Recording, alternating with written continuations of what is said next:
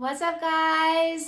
Welcome back. I bet you are surprised to see me so soon. Since I didn't make a video in 4 weeks, I figure you probably were shocked to see that I published 2 in 1 week. But I really wanted to get you my con. So today is all about why you should not do a juice cleanse.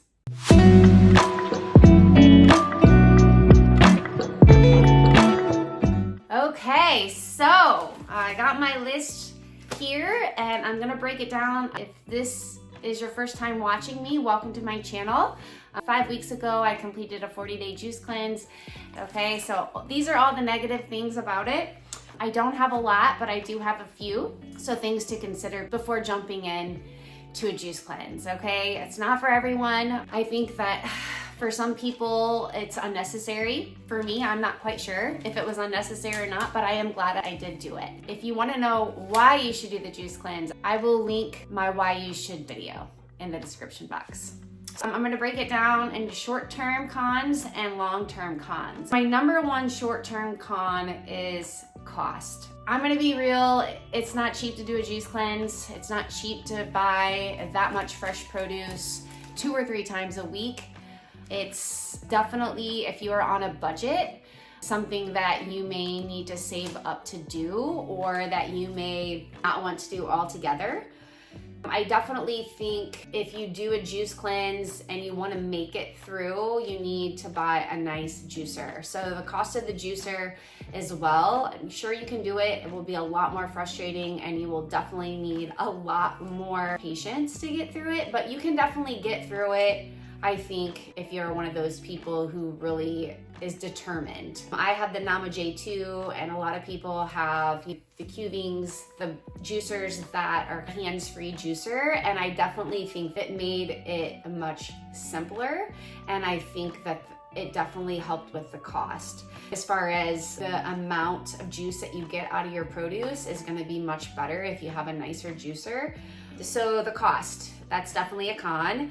Another short-term con would be convenience. Okay, it's not super convenient to juice daily and to batch juice daily. When you consider the fact that you don't have to cook and you don't have to prepare meals, I think regardless, it's inconvenient to juice because it is such a mess. Be prepared to get some muscles taking your trash out every other day or sometimes daily, depending on if you're juicing melons, which I did do that quite often towards the middle of my juice cleanse onto the end because I was working out and I needed an extra juice, and I felt like melons was the easiest thing to juice. So it's a lot of trash, it's a lot of cutting, it's a lot of cleaning, and it's not super convenient if you are traveling at all, if you're a person that travels for their job or just on the road a lot for whatever reason. Be prepared to be inconvenienced. You can't stop places and get juices. Of course, there are juice bars where you can get like fresh raw juices, but I really don't think that is super accessible to most people. That would be in larger cities, not little pit stops on the road or even airports. I don't think there's a ton of airports that would have like fresh raw juice that isn't loaded with preservatives. So that's also a con. The storage of it too, because I live in a small house and I didn't have a lot of counter space. I didn't have a lot of cabinet space to store my fruit. So I could only get enough for about 2 or 3 days max, and usually the 3rd day I was running out. So storing it wasn't convenient, and then you have to shop a lot. I had just recently got free delivery from our local Walmart, so it made it a ton easier. But if you're a person that doesn't have access to that, or it's like super expensive for you to do, then you are definitely gonna be at the grocery store a lot. My third short-term con is that at the beginning of your juice cleanse, and depending on how your body adjusts, you're gonna wanna be close to a toilet. I work from my house and it made it easy, but if you have to go to a job, make sure that you talk to your boss about having to make frequent bathroom trips, because you will, without a doubt. Lots of peeing, of course you're drinking all fluids, but also lots of pooping because you are going to be emptying your bowels throughout your juice cleanse. So definitely keep that in mind. The long-term cons for me are, number one, and I hate to say this, but it's true, you are going to have realistic expectations of the short-term pros. So do I think that people can jumpstart weight loss?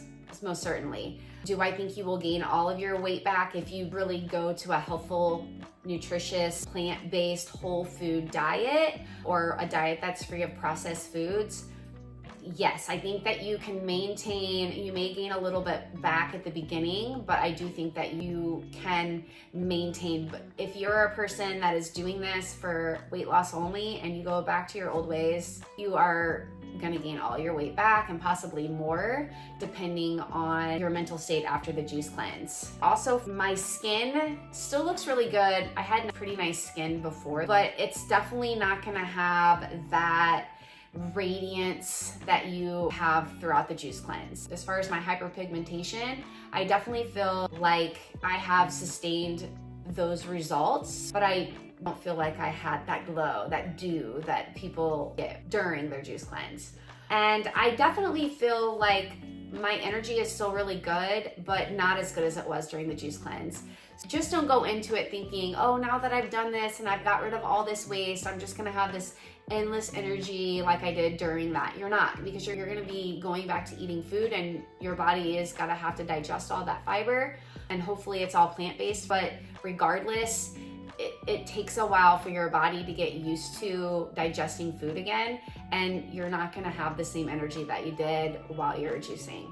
Flat stomach's the same. While you're doing it, you're gonna think, oh, all these things are gonna continue on after because I got all this waste matter out of me, but it's something that you shouldn't expect. So if you think the juice cleanse is gonna solve all those problems, it won't. Another thing, I feel like the biggest con, personally, for me, has been the refeed. This is not something to take lightly, and when I watched all the videos preparing for my juice cleanse, I just fast forwarded through, just thinking, oh, it can't be that bad, or I'll be able to manage it. I have good digestion now. It won't be a big deal.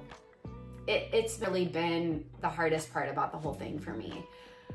You need to do it properly, and you guys, it is so slow. I feel like whenever I've tried to speed it up, eating more vegetables, more cruciferous vegetables, especially, the bloating that I have gotten has been unreal, just in general. It's been really difficult because you're so used to drinking and then eliminating, and you just don't do that when you start eating again. For me, I started out really good, like going to the bathroom 3 times a week, then it kind of went down to 2 times a week, then it went to 1 time a week, now it's back up to 2 or 3 times a week. There's just a long trial and error period to refeed, and I feel like if I would have known what I was gonna go through during the refeed process, I don't know if I would have done the juice cleanse, to be honest with you. I think I would have just jumped straight in to eating the way I'm eating now, which I will talk to you guys about in my next video. I'm planning on doing a what I eat in a day on Friday. So I will hopefully have that published this weekend sometime so you guys can kind of see what I mean. But I felt like, just looking at my notes here, I felt like I had this like insatiable appetite when I started to actually eat food. I talked about this a little during my vlog where I was refeeding my first week. I feel like chewing just revved up my appetite to a point to where I was definitely overeating. I had a hard time stopping even when I felt full, which caused obviously a lot of bloating and kind of led me to doubt if it was necessary to do the juice cleanse. I'm so glad I did it. That being said, I just am not 100% sure if it was necessary to do before I started this new protocol, and I have gotten some really good results. If I had to do it all over again, I definitely would, because I have no idea if I would have gotten to this point without the juice cleanse. But I definitely feel like it has made me reconsider like that it was necessary.